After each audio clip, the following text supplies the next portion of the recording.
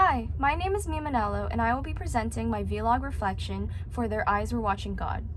I will start this analysis video off with the questions that were included as prompts to explain my understanding. So, who is the author?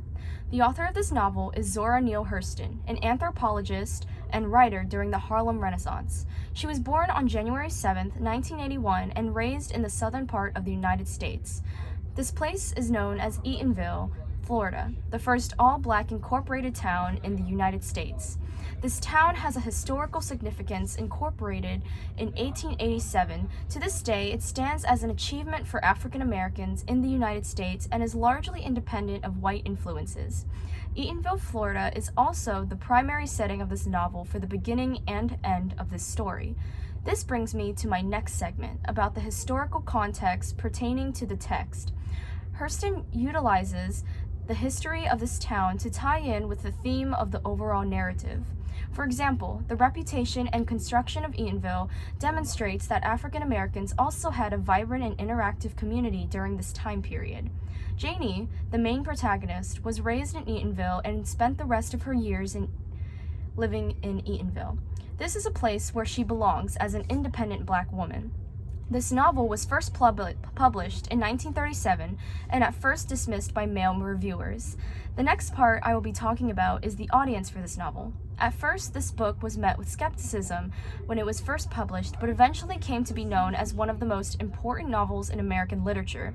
Typically, this novel could be read by people of a range of ages, but it is definitely a classroom must-read.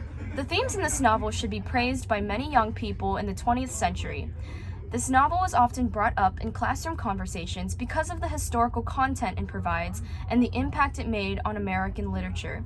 It centers around a black heroine in a way that was uncommon in literature, which sparked inspiration when it was embraced in the 1970s reissue. The next prompt I will be discussing is a theme in this novel that triggers a collective shared memory for me as a woman.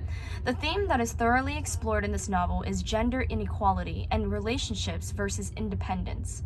From my personal standpoint, I felt there were a lot of moments throughout the novel that I felt I could relate to, and Janie was a very relatable character to me.